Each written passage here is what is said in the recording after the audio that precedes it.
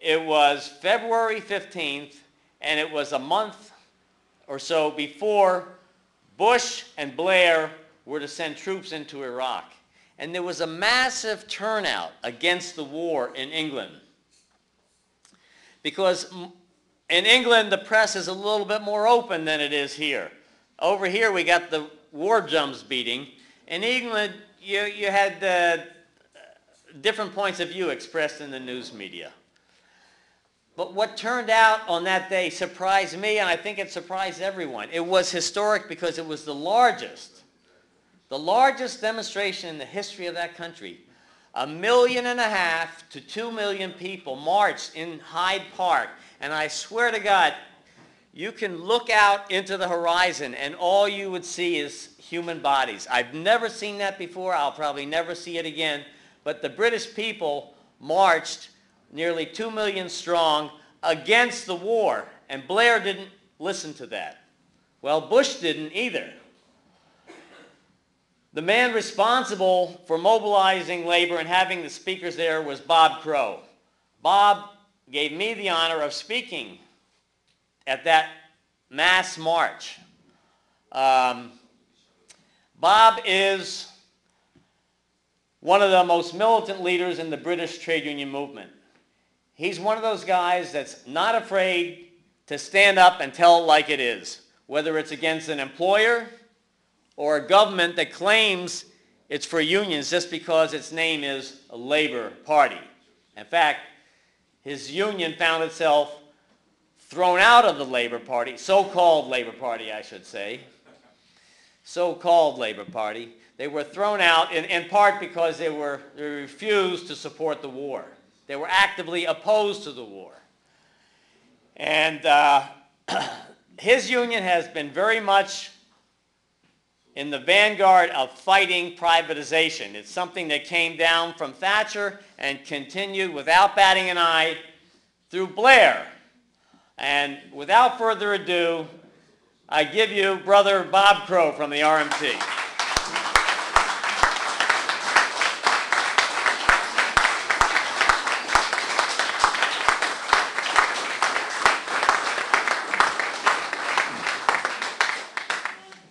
Comrade Jack, brothers and sisters, it's a pleasure to be here in my delegation. I'm sure later on today our delegation will get stuck into the debate knowing the people they've got there.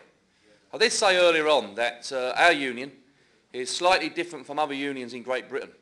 It's an industrial union, and if some of the phraseology that I bring over to you good American brothers and sisters is different to what you're used to, I'll only be too happy to explain that later on.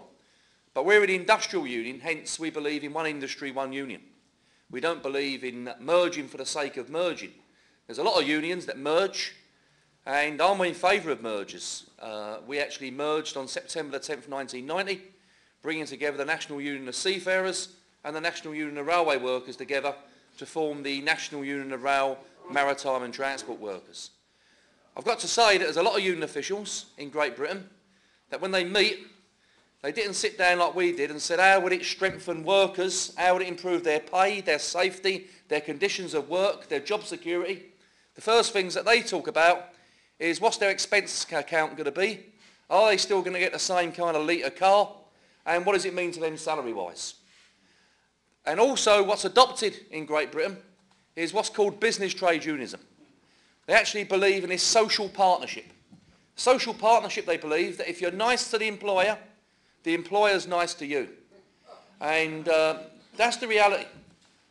Our union, the RMT, has only got the only union in Great Britain that's got a rank and file full-time executive. A lot of unions have got obviously executive committees, but our union are rank and file. In fact, me as the General Secretary and the President of our union, Tony, who's here with us, don't get a vote on the executive. It was only up to around about 35 years ago, and I hope that the Executive Committee members don't bring this back, that they weren't even allowed to sit down while the Executive Committee spoke.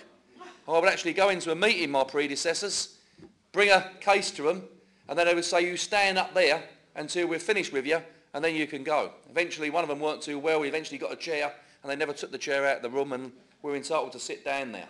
But that's what the union was based on, rank and file. Every single official of our union is elected.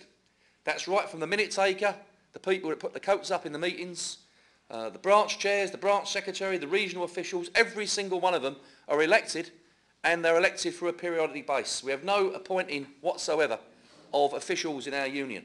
So they're all accountable to each other.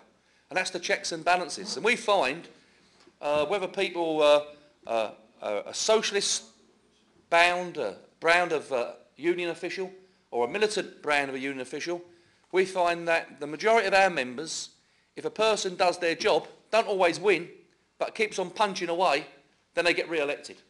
Those who don't punch away, they're the ones that get deselected. So I think, brothers and sisters, why we come here to this conference today. See, some people might say, well, a gathering like this in San Francisco, is it really going to change trade unionism and politics? And I would say to people that marching feet make history. People would tell us at that start of the war, and by the way, when we had that demonstration 4 years ago, our union played, with other unions, played a big role in it. It wasn't very popular at the time. I've got to say that leading up to the demonstration, the majority of people in the country was being swayed that Saddam Hussein had weapons of mass destruction and we should get rid of them.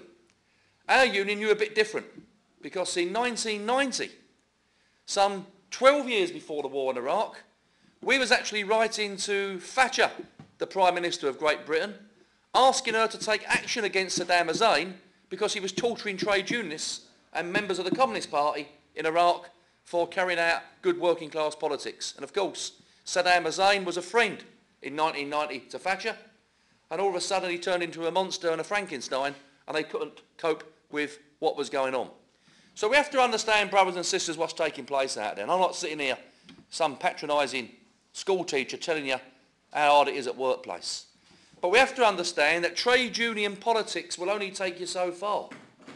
You see, our union actually was expelled from the Labour Party, the new Labour Party under Blair, but we actually formed the Labour Party 106 years ago. We was actually affiliated to a party called the Liberal Party 106 years ago, when there wasn't a Labour Party. There were two parties in Britain, the Conservative Party and the Liberal Party. And as a result of that, we affiliated to the Liberal Party because we believed the Liberal Party was the party for working men and working women. And then they recognised the fact, the old trade unionist pioneers, that after they'd been going for 50 or 60 years, that they was getting gains in the workplace, in economic booms, but when the economic slumps started, they took those gains off them. So they recognised that the trade unions can only take you so far. And they needed a clear difference in politics and a fundamental change to society which couldn't be reversed. And therefore they set the Labour Party up. In our rule book, which was put in there 100 years ago, both in the National Union of Seamen side and the National Union of Railmen side, it says this clause. If the CIA are listening, I probably won't make my way back to London. It says that we work for the cessation of the capitalist system and we apply a socialist order of society. That's what's inbuilt in our rule book. No, I didn't put it in there. Our forefathers put it in there 100 years ago. And then what took place was there was a fight between those trade unionists who wanted to carry on supporting the Liberal Party and those trade unionists that wanted to support the question of labour and a socialist orientation to working men and working women. And as a result of that, a split took place and the trade union movement formed the Labour Party.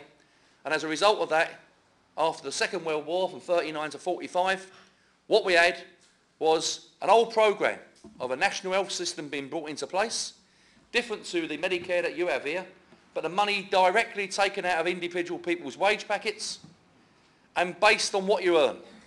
If you earned money, you paid more, and the more you paid, the more you earn. And the national health system has never been free in Britain. You pay for it when you're working, and you receive it free when you're sick. From the cradle to the grave, at the point of need, was the national health system. They nationalised the railways. They nationalised steel. They nationalised public utilities. But the problem that they fell into was that what basically was being brought in was what's called state capitalism. That they run the railways with the same old privateer bosses that were in place under privatisation and put them in charge of a nationalised industry. And what we actually wanted was put full democratic control of the industries. E.g., those people that work in the industry and those people who are consumers for the industry should jointly say how that industry is run. And therefore, we've never seen a socialist concept take place in Great Britain. And of course, to say our trade union movement become very strong. And just to give you a couple of examples about what took place in the British trade union movement. And Tony Nelson, my good mate, and Terry from the T&G, who are very good friends of us, made it quite clear about holding on to what you've got. There was a reality in the trade union movement that we couldn't be defeated, that we was too strong. And in 1978, not too long ago from here, the trade union movement in Britain had 13 million members. I'll just tell you what the density of that was. The density of that was something in the region of 65% of all workers, working population, were in a trade union. In the nationalised public sector industries, 83% of people were in a trade union. But more importantly, the trade unions had agreements with companies, like your contracts that you have, which give a collective agreement for people. So even though there was an industry where people weren't in a trade union, their pay and conditions were regulated by the trade union and the employer, and 83% of workers in Great Britain were covered by a trade union agreement, or contract as you would call it in the United States. I'll tell you what the figure is now. The figure now is that 91%, that's right, of trade unionists in the private sector are not in a union. Workers are not in a union in Great Britain. In the public sector, it's less than 50%. And we've seen the trade union membership in Great Britain go from 13 million down to 6 million in that period of time. And there's been more privatisation under Blair than there was under Thatcher. But what I can't understand about these trade union leaders in Great Britain today is that we understand that Thatcher and the Conservative Party were our enemies. And you've also got to understand there's an ideologically hatred for working people by big business and the ruling class. Some people seem to think it's your friendly foreman or your supervisor who's the boss. They've just got a name called a foreman or a supervisor. The real people that own and control the industries are the big bosses, the multimedia companies, mass media. They're what you call the real establishment. And they've got an ideological hatred for working people. They don't want working men and working women to get up that ladder and make life better for them. And they want to keep people down. And as a result of that, what we've seen is business trade unionism means that we get our money in from the members and we decide what we're going to use that money for. Campaigning for better pay and conditions is obviously the crucial number thing for trade unionists. Health and safety at the workplace, decent pensions, decent medical care and so on. But also what we argue for is that we understand that we have to change society and you have to have people in Parliament and you just can't rely on your MPs or your Senates to make life better for you. They're the last people to get the message. They will only do things if you put pressure from outside on those individuals. So what we want is a fighting active trade union movement on the outside, a fighting active community on the outside, and decent senates or MPs on the inside carrying out policies on behalf of working men and working women. And we understood Thatcher hated us, and we decided that we wanted to give money to a political party that was going to fight for us. The Labour Party under Blair was privatising our underground members on London Underground. It was refusing to bring in any kind of protection for our seafaring members, and the Labour Party threw us out of membership. Now I've still got good friends in the Labour Party. We've still got some good MPs that are in the Labour Party. They're not all bad. But I've got to say is that if people don't understand what's taking place out there, is that you've got to look beyond your local street, your local town, your local city, and face up what's taking place. What we're seeing now is that Thatcher and Reagan decided there was going to be a new world order. That new world order would mean was that any industry that's public, that has some kind of democratic structure to it, because you see, when you privatise a public utility, you don't just hand it over to the privateers to make bigger profits. You take away the democratic control of the society to run it. And that's all about strength and power. Because at this moment in time, if you've got a public utility with some kind of local municipal or local town or democratic structure running it, what happens is that you can argue your case and you can say that industry should be run in a different direction. Once you take the industry out of the public sector and hand it to a privateers, the people that run that industry don't run it on the basis do they provide services for the public, they run it for the boardroom people on how big a dividend they can pay the shareholders in the future. So therefore, what takes place is that Reagan then says the Soviet Union is the big problem for the American people and the worldwide people, the evil empire. But what they was basically doing was getting rid of the Soviet Union on the basis that he could open up a market there for people to go in and make even bigger profits. And Tony quite rightly said about Eastern European people coming in to Britain. Well, I've got to say, I ain't got a problem with any Eastern European people, and nor has Tony, by the way, coming into Britain. I ain't bothered. If you look at our history, before it was the Eastern Europeans that was the so-called scapegoat. It was the Asian people. Before the Asian people, it was the Irish. Before the Irish, it was the Jews. So they always want scapegoats into society.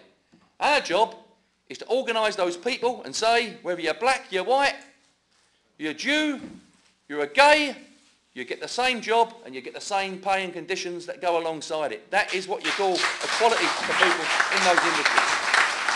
And once the Soviet Union was done away with, they're now coming for any pillar that stands in the way of big business. And that pillar is trade unions. Because the trade unions are the regulators for pay and conditions. They're the people that say to the employer, we're not having it. They're the people that say to the employer that we're going to fight back. And that's what they don't want. And of course, I would point out the fact that we had the opportunity to meet the World Bank, not that we could try and convince them that there was some kind of organisation to help working people, but they give us two facts. That 50% of the workers in the world today were working for $2 a day. And 20% of the workers in the world today are working for $1 a day. So now you've got a situation where the employers are saying, why are we going to take someone on, like a longshoreman, on $200, $300, $400 a day, when we can get someone to do the same job for $2 a day? And you haven't got to walk around with a Wall Street Journal in your pocket or the Financial Times to work out what it means. It means that if you're paying $500 a day to someone and you can get the work for $50 a day, where does the $450 go? Straight in the pocket of the employer. So you haven't got to go to Harvard University to pick that information up. That's where it goes. And also in reverse, if you as organised workers take action and get a pay increase, where does the money come from? It comes directly from the boss's profits. So if you can get more wages, it means the boss's profits get smaller. So whoever strongest at any given moment in time is going to win at the workplace. Simple as that. Business trade unionism is not going to win at the workplace. Business trade unionism has been a disaster. And I've got to understand that we've got a complete and open difference with business trade unionism. I've read some of these stories and I had the SEIU come and see me. By the way, just to give you an example, I'm not causing any trouble about the SEIU, but there's a person who's their European officer who was corruptly the General Secretary of a major union in Great Britain called Kevin Curran, who was thrown out of office because he had law firms ringing up people, members, to get support for him for the General Secretary position, and was corruptly thrown out of his union, is now the European officer for SEIU. And I had him and this girl come and see me, and they said, Bob, he said, we're from the Vienna office of the SEIU. And I thought to myself, that's not a state in America, they've only got 52 still, I don't know, they had 53. And she said to me, we're over here organising workers in Europe and Great Britain. So I said, well, all due respect, I said, there's 260 million people in America and 90% are not in the union. Don't you think you should go back home first of all? And that's the real reality. Because as Jack said, solidarity starts at home. And the point is, I ain't met one union official, by the way, who doesn't agree with unity and solidarity. But the problem I've got, after seeing all these officers that say they like solidarity and unity, don't want to put it into practice. That's the real issue. Every meeting you go to the ITF, they'd be up there, solidarity forever, solidarity forever. Then you go and see them and say, what about a bit of support? Well, hang on a minute, because the attorneys are on our back, and they may take our cars off us, and we might have no expenses, and we might have to have 2 people sleep in the room rather than being in a suite in a hotel if we have these lawsuits against us. And we've got to understand what's taking place, because the reality is that the trade union movement will gain membership when it sees that its leadership is fighting. And any dispute that you win, you will gain members. And the trade union movement understand. You have to be honest with people. And the workers understand that you can't always win all the time. And workers will understand that sometimes the other side's a bit stronger than you. If you're walking down the road and there's 4 geezers on the other side that come over and attack you, sometimes you've got to duck, you've got to run sometimes. But what do? You wait for them to come down separately, then you do them in, one at a time. And that's the argument. That's the argument out there. And what we're seeing now is a massive attack taking place on trade unionism throughout the world. But also, what's got to understand is that trade unions 100 years ago in Great Britain understood that the Liberal Party wasn't carrying out policies for working people, and it set the Labour Party up. And 100 years on, we've got to do it all again. Because the fact is that you can have the Democratic Party, you can have the Republican Party, you can have the Conservative Party in Britain, the New Labour in Britain. They're both propping up each other. They all support the privatisation of the industries. They all support the keeping of the anti-trade union laws, and they all support globalisation. Now, by the way, globalisation could be a fantastic thing for all of us.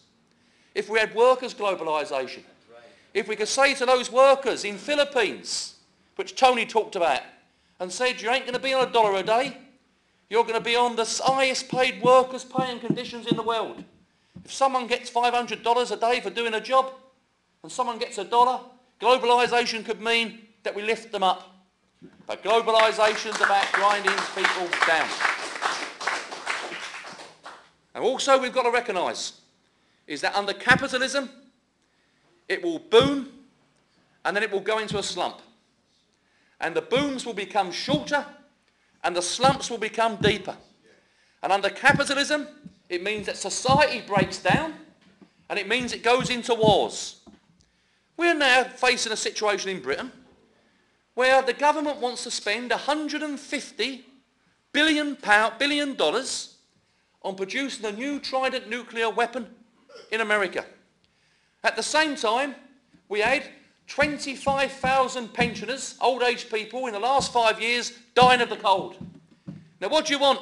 Our pensioners to die of the cold, or do you want nuclear weapons? And our argument is we want to look after our pensioners and have decent hospital services and decent schools and decent education rather than weapons of mass destruction. I'm also sickened when people say that North Korea have tested a nuclear weapon. Well, I've got to say, I want to get rid of all nuclear weapons, whether they're in London, whether they're in Scotland, in North Korea, America, Israel. But I've got to say this. Why does Britain and USA say they want nuclear weapons? They say they want it for protection. Well, if it's good enough for the USA and Great Britain to have nuclear weapons, then why can't Korea have nuclear weapons to defend themselves in the same argument as people are saying in this country? That's the arguments that we should be putting up. But we want a different society. Because what it's about now is the extraction of profits from people.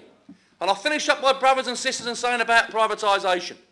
When I met Jack on the 15th of February 2002, two days previous I was in South Korea with the Korean Railway Federation fighting against the privatisation of their railways and giving examples of what took place in Britain.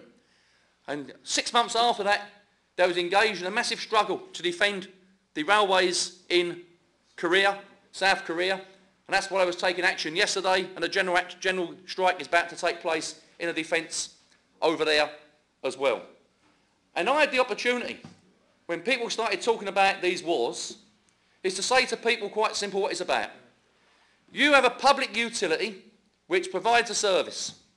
That public utility is then taken away from you, handed over to a small group of business people who then put the costs up of that utility to the consumer and then slash the paying conditions for the individuals that go there. That's what privatisation's all about. In Britain, we had an electricity board that was nationalised. We had a gas company that was nationalised.